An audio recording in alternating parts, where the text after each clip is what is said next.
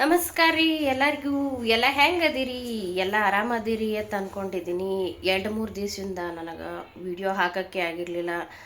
Full busy ಅಂದ್ರೆ busy ಅನ್ನೋಕೆ ಕೆಲಸ ಏನಿಲ್ಲ. ಕೆಲಸ ಅಂತೂ ಮಾಡೋಕೆ ಮನ್ಯಾಗಂತರೂ ಇಲ್ಲ. ನಾನು ಏನು ಮಾಡೋದು, ಎಲ್ಲರೂ ಕೇಳಾಕತ್ತಿದ್ರು ಎಲ್ಲಿದಿ ನಾಪತ್ತೆ ಆಗಿಬಿಟ್ಟೆ ಅಂತ.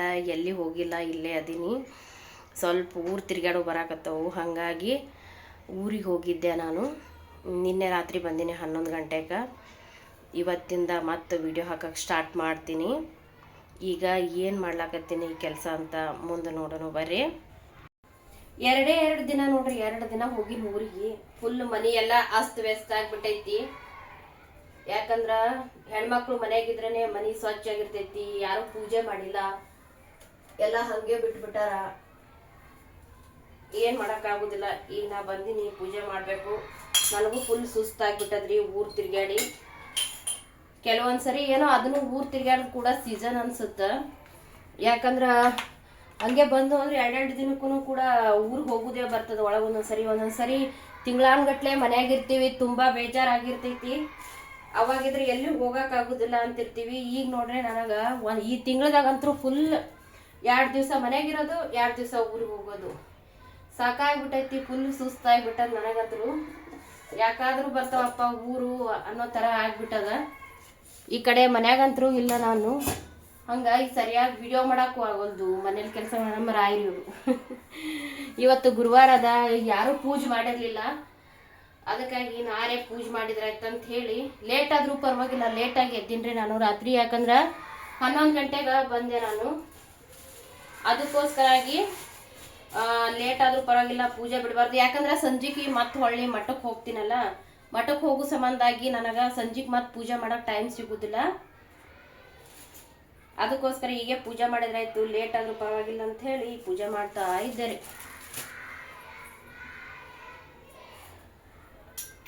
ನಾಷ್ಟ ಎಲ್ಲ ಮಾಡಿ ನನ್ನ ಮಗಳಿಗೆ ಸ್ಕೂಲ್ಗೆಲ್ಲ ಕಳಿಸ್ದೆ. ಅವಳು ಓದ್ಲು. ಏನು ನಾಷ್ಟ ಅನ್ನೋಕ್ಕೇನು ಇವತ್ತು ಪಲಾವ್ ಮಾಡಿಬಿಟ್ಟೆ. ಮತ್ತೇನು ಮಾಡೋಕ್ಕಾಗಲಿಲ್ಲ ನನಗೆ.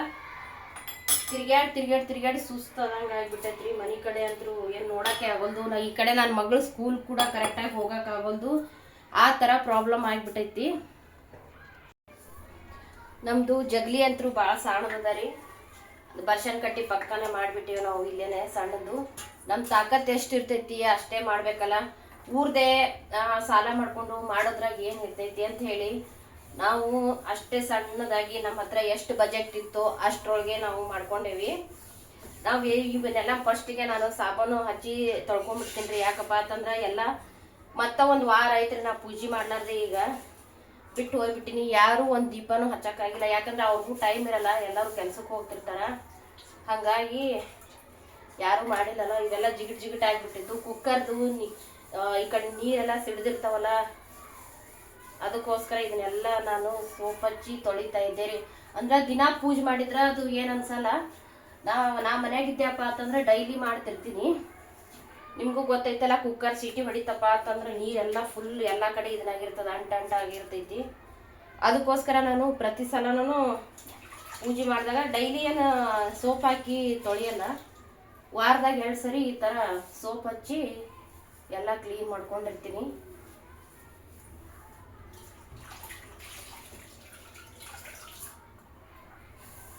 ಫುಲ್ ಊರು ತಿರುಗಾಡಿ ಸಾಕಾಗ್ಬಿಟ್ಟದೆ.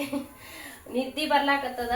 ಆದ್ರೆ ಕೆಲಸಗಳದಾವು, ಕೆಲಸ ನೋಡಿ ಮಲ್ಕೊಳಂಗಾಗೋದು. ಇವತ್ತು ಗುರುವಾರ ಬೇರೆ, ನಾಳೆ ಮತ್ತೆ ಹೊಳ್ಳಿ ಶುಕ್ರವಾರ.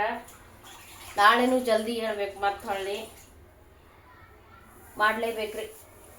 ಒಂದೊಂದ್ಸರಿ ಎಲ್ಲಾನು ಒಟ್ಟೊಟ್ಟಿಗೆ ಬರ್ತಾವು ಬಂದು ಅಂದ್ರೆ. ಒಂದೊಂದ್ಸರಿ ಏನು ಕೆಲಸ ಇರಲ್ಲ. ಒಂದೊಂದ್ಸರಿ ಅಡುಗೆ ಊಟ ಬಿಟ್ರೆ ಏನೂ ಇರಲ್ಲ. ಕೆಲವೊಂದ್ಸರಿ ಬಂದುವಪ್ಪ ಅಂತಂದ್ರೆ ಊರು ಕೆಲಸ ಎಲ್ಲ ಒಂದೇ ಸರಿ ಬಂದ್ಬಿಡ್ತಾವಲ್ಲ, ಅದೇ ಭಾಳ ಬೇಸರ ಆಗ್ತದೆ ನೋಡ್ರಿ. ಫುಲ್ ಇವತ್ತಂತೂ ನನ್ನ ಕಣ್ಣು ನೋಡ್ತಾ ಇದ್ದೀರಲ್ಲ, ಸುಸ್ತಾಗ್ಬಿಟ್ಟೈತಿ. ನಿದ್ದೆ ಮಾಡ್ಬೇಕಂತ ಅನ್ಸಾಕತ್ತದ. ಆದ್ರೆ ಮಲ್ಕೊಂಡ್ರೆ ಯಾವ ಕೆಲಸನೂ ಆಗಲ್ಲ. ಇನ್ನು ತುಂಬ ಕೆಲಸ ಅದಾವು, ಮಾಡಬೇಕು. ನಮ್ಮ ಮನೆಯವ್ರು 5 ಗಂಟೆಗೆ ಬರ್ತಾರೆ. ಯಾಕಂದ್ರೆ ಮಠಕ್ಕೆ ಹೋಗ್ಬೇಕಲ್ಲ, ಮಠಕ್ಕೆ ಹೋಗೋ ಸಂಬಂಧ ಈಗ ಜಲ್ದಿ ಬರ್ತಾರೆ. ಅವ್ರು ಬರೋಷ್ಟ್ರಲ್ಲಿ ನನ್ನ ಕೆಲಸ ಎಲ್ಲ ನಾನು ಮುಗಿಸಿರ್ಬೇಕು. ಮಠಕ್ಕೆ ಎಲ್ಲರೂ ಒಂಥರ ಸಂಜೆಗೆ ಹೋಗ್ತೀಯನ ನೀನು ಅಂಥೇಳಿ. ಯಾವಾಗ ಹೋದ್ರೇನ್ರಿ ರಾಯರ್ ನಮ್ಗೇನು ಬರಬೇಡ ಬರಬೇಡ ಈಗ ಬರಬೇಡ ಅಂತಾರೇನು? ಏನಿಲ್ಲ, ಯಾವಾಗ ಬೇಕಾದರೂ ಹೋಗ್ಬೋದು ನಾವು. ನಾನು ಸಂಜೆಗೆ ಹೋಗ್ಬೇಕಾದ್ರೆ ಮತ್ತೊಂದು ಸರಿ ನಾನು ಸ್ನಾನ ಮಾಡಿಕೊಂಡು ಹೋಗ್ತೀನಿ. ಯಾಕಂದ್ರೆ ನಮ್ಮ ಮನೆಗೆ ಬಟ್ಟೆ ಹಾಕೋರು ಬರ್ತಿರ್ತಾರೆ ಹೆಣ್ಮಕ್ಳು. ಹಾಗಾಗಿ ನಾನು ಏನು ಮಾಡ್ತಿರ್ತೀನಿ ಮತ್ತೆ ಹೊಳ್ಳಿ, ಯಾಕಂದ್ರೆ ಅವರು ಮಟನ್ ಚಿಕನ್ ತಿಂದಿದ್ದು ತತ್ತಿ ತಿಂದಿದ್ದು ಅವ್ರೇನು ನಮ್ಮ ಹತ್ರ ಹೇಳ್ತಾರೇನೋ ಅದನ್ನ ನಾವು ಕೇಳೋಕ್ಕೂ ಆಗೋದಿಲ್ಲ ಅವರಿಗೆ. ಅದಕ್ಕೋಸ್ಕರ ಮತ್ತೆ ಹೊಳ್ಳಿ ಸ್ನಾನ ಮಾಡಿಕೊಂಡು ನಾನು ರಾಯರ್ ಮಠಕ್ಕೆ ಹೋಗಿ ಬರ್ತೀನಿ ರೀ ಸಂಜೆಗೆ.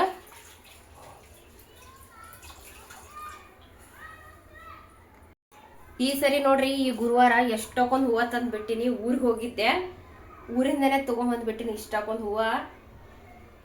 ನನಗಂತರೂ ಫುಲ್ ಖುಷಿ ರೀ. ಹೂವು ಅಂತಂದ್ರೆ ನನಗೆ ಯಾವುದೇ ಕಿರೋಲ್ದಾಕ ನಾ ಬಿಡುದಿಲ್ಲ. ನೋಡಿದ್ನಪ್ಪ ಅಂತಂದ್ರೆ ತೊಗೊಂಡು ಬಂದು ಫ್ರಿಜ್ನಾಗ ಇಟ್ಕೊಂಡ್ಬಿಟ್ಟಿರ್ತೀನಿ.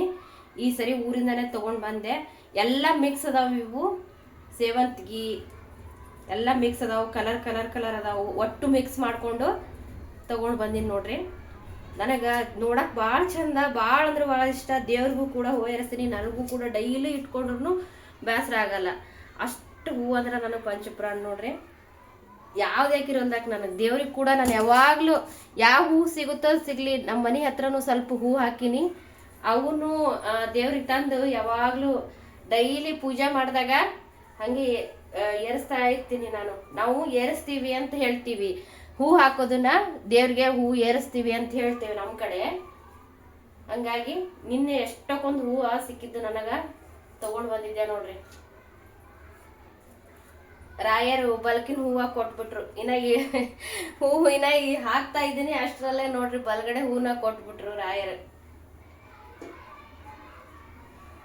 ಇವತ್ತು ನಾನು ಟೇಬಲ್ಗೆ ಇಟ್ಬಿಟ್ಟು ಪೂಜೆ ಮಾಡ್ತಿದ್ದೆ. ವಾರ ಹೊರಗ ಹಾಲಲ್ಲಿ ಇಟ್ಟು ಟೇಬಲ್ ಮೇಲೆ ಇಟ್ಟು ಫೋಟೋನ ಪೂಜೆ ಮಾಡ್ತಿದ್ದೆ. ಈ ಸರಿ ಬೇಡ, ಯಾಕಪ್ಪ ಅಂತಂದ್ರೆ ಇಲ್ಲೇ ಜಗಲಿ ಮ್ಯಾಗೆ ಮಾಡ್ಲಕತ್ತೇನ್ರಿ. ಯಾಕಂದ್ರೆ ಟೈಮ್ ಜಾಸ್ತಿ ಆಗೈತಿ, ಅಲ್ಲಿ ಮಾಡ್ಬೇಕಂದ್ರೆ ಸ್ವಲ್ಪ ಲೇಟ್ ಆಗ್ತದ. ಅದಕ್ಕಾಗಿ ಇಲ್ಲೇನೆ ಜಗಲಿ ಮ್ಯಾಗೆ ಮಾಡಿದ್ರೆ ಆಯ್ತಂತ ಹೇಳಿ ಇಲ್ಲೇ ಮಾಡ್ಲಕತ್ತೀನಿ ಈ ಸರಿ.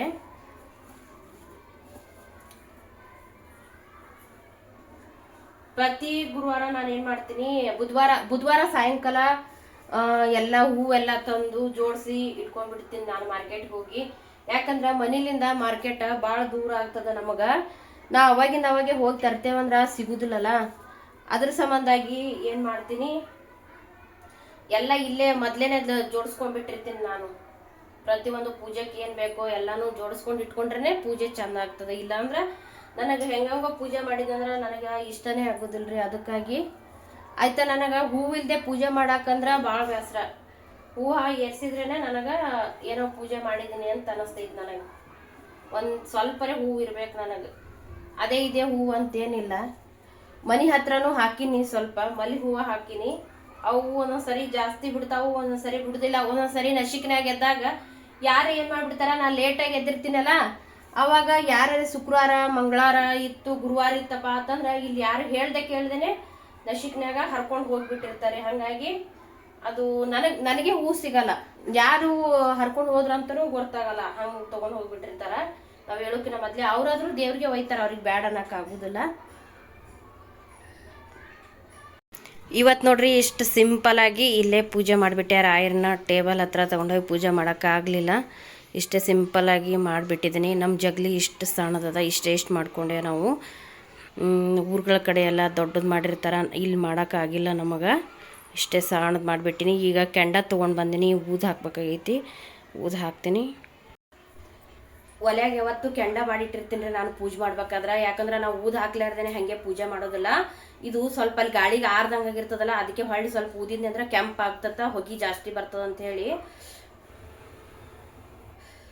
ಹಿಂಗೆ ಊದ್ದೇವ್ ಅಂದ್ರೆ ಅದು ಕೆಂಪಾಗಿ ಬರ್ತದ್ರಿ.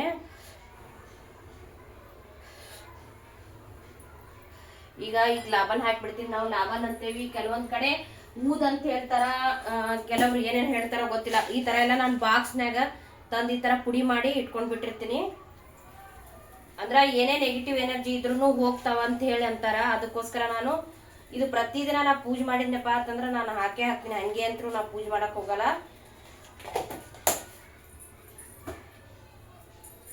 ಹಾಕಿ ಮನ್ಯಾಗೆಲ್ಲಾನು ಎಲ್ಲಾ ಕಡೆ ಇದನ್ನ ನಾನು ಏನ್ ಮಾಡ್ತೀನಿ ರೀ, ಪ್ರತಿ ಒಂದು ಮೂಲ್ಯಾಗೂ ಈ ತರ ನಾನು ಎಲ್ಲ ಕೊಟ್ಕೊಂಡು ಬಂದ್ಬಿಡ್ತೀನಿ.